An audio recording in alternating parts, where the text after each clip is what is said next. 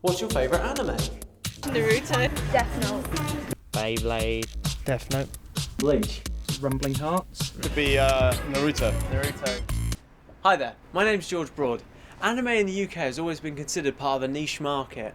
I'm hoping to look into what anime is, what it was, and what it will be. This is Anime, an introduction. Anime is known as a form of animation originating from Japan. Anime started in 1917. In the 60s, America became interested in anime and saw it as a market. From the early 80s onwards, the style was then developed. And from that, anime has opened an industry for voice acting, animating, and now combines visual effects such as motion capture and CGI. In Japan, the home of anime and manga, it's estimated that over 75 million copies of manga were sold on their release date in November 2010. If you compare that to the UK, that's 7.5 million copies sold. And that's including graphic novels. But enough of the facts. Let's find out what anime fans have to say about this. I'm John Granston. I'm hoping to be an animator. And I'm a fan of anime. My name's Rob Smith. I'm a film student, and I'm on the crew for this documentary. And as a hobby, I get kicks out of drawing Sonic characters. Fantastic. I think my real love came about with Digimon, actually, because that was the first time I started drawing characters with really spiky hair, just because of Tai, and it was just like, that's really cool. So yeah. Cool. I do get some inspiration for my drawings. It's kind of where the original love came from. Yeah, because I like the imagination that they put into programs like Sonic X and all that, but they execute it quite badly. So what I try and do, I try and sort of give a sort of Britishness to them, because I kind of picture what I would do in that world, what kind of adventure I would have. Why do you reckon anime isn't as big here in the UK as it could be? Probably because since it was made in Asia, and considering that the British are sort of well renowned for making good TV, British people are more inclined to watch British telly than what I'd say like some cartoon from Japan, so to speak. I think it is. I got the idea that many people like anime. They go, "Oh, that's quite cool," but they don't get into it as many people, like many fans of other things would. It's like you've got sci-fi fans who get really into something, but you've got lots of people in the UK who are just, who when they see anime they go, "Oh, that's cool, I could get into that," but then they never do. Okay, we started about 6 years ago, and it was a web-based company to begin with, just on the internet. Okay. And over the years, we went to a lot of conventions, trade shows, and our customers just, said to us, "Come on, you've got to open a shop." Half tempted to get one of these. Do you get a lot of people coming to visit to get stuff for conventions? Yeah, a lot of people. Yeah. I mean, all the costumes we I sell. personally I- came myself to buy my cosplay here. Brilliant! Oh, fantastic!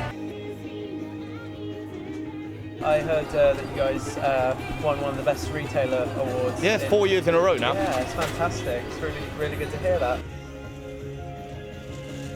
Do you see it as an advantage being one of the few stores that supply anime and manga in the UK?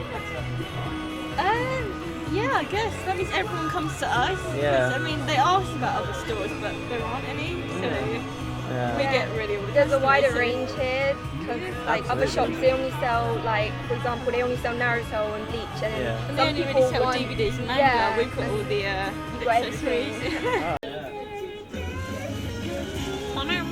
Giant Yoshi! Should be a bit deprived of air. What are these things? Are they posters? These are wall scrolls. They're kind of like posters, but they sort of scroll out and then you can pin them up on your wall. Oh, I love this shop. It's absolutely fantastic. It's got everything that I think any anime or manga fan would look for. It's got costumes, it's got the manga books, it's got posters, it's got cuddly toys. It's fantastic. It's just a shame that there are only a few shops that actually do such brilliant, amazing produce, and we aren't able to get hold of them as easily as some other people are. We have a big favour to ask. Can we get a job here, please? We love this store. But you know what? It's dead man's boots here. Oh. You know, because everyone's very protected of their jobs. Cosplay. Now, it's basically dressing up as your favourite character from your favourite anime or manga or any TV series and going to a convention or a gathering. I need to look for mine. And I quite like the look of that. This is the costume of Byakuya Kuchiki, one of the captains from Bleach. I think it's just so awesome. What do you reckon, guys?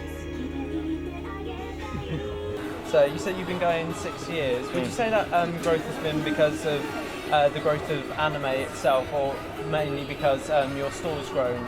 Or would you say it's a bit of both, possibly? I think it's a bit of both, okay? Because what we did initially was that we reinvested all the money we made back into the company so we could buy more stock, get a bigger range of items in.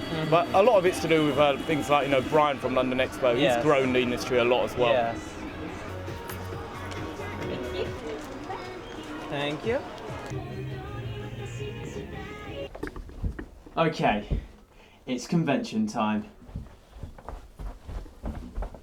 Whoa, whoa! I'm now Byakuya Kuchiki, one of the captains from Bleach. Collectormania, I think.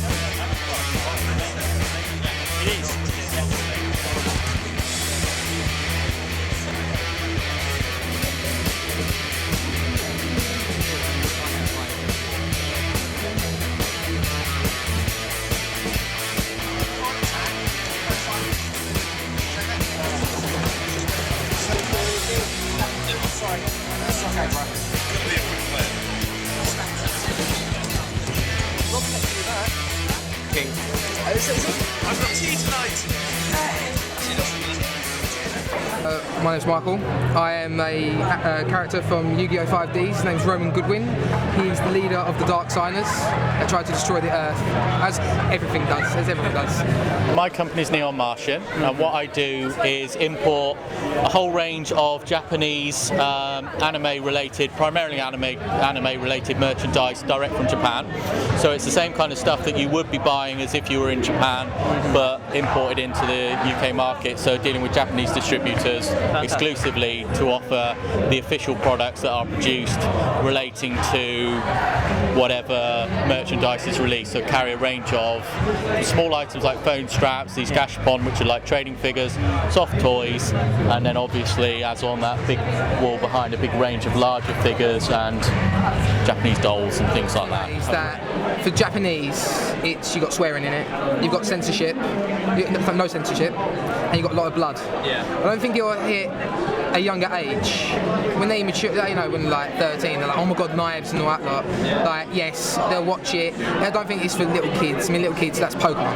You must have heard of Studio Ghibli. Yes. And how Disney is now taken on Studio Ghibli. Yeah. Do you see this as, again, something that's being made for money, or do you see it as possibly a way of anime becoming part of the mass audience and mass market? So, to be honest with you, without knowing all about it, I'd see a little bit of both. I mean, Disney ain't going to do anything without being profitable for them. You know, they've got to make it worth their while. But it does take a very established, you know, respected Japanese company and offering it a bit more to the mainstream. I mean, it'd be good if they made the Japanese movies, and I'm going to say dubbed, for other people to understand anime and get used to it. I mean, I know it'd be really rubbish, get rid of all the blood and censorship. That's the best thing about anime. But if it's increased the percentage, then yes, definitely. Well, it seems anime has been growing over the past few years with a bigger fan base, more calls for conventions, and artists like John Granston and Destiny Blue using their versions of anime in their own work. Could it possibly be the start of a mass market? I'll see you. Okay. Alright, here we go.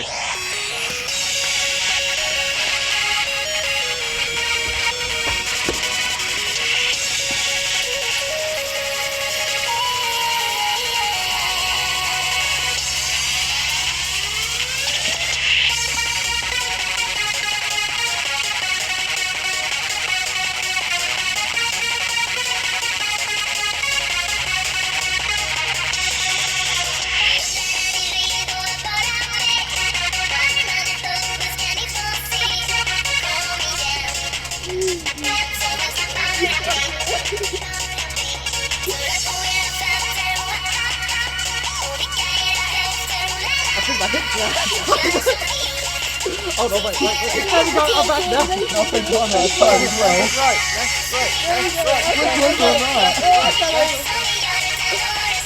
Nothing's on that time as well. Don't you worry.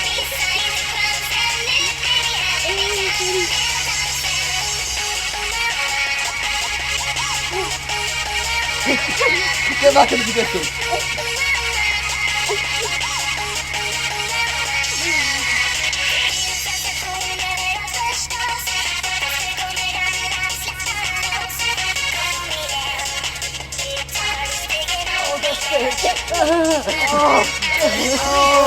Now, back. Oh, I've had enough of this. Come on, get back.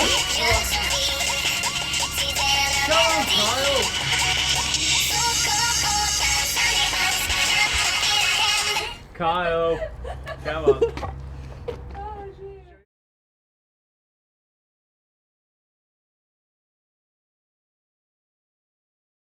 Gengar.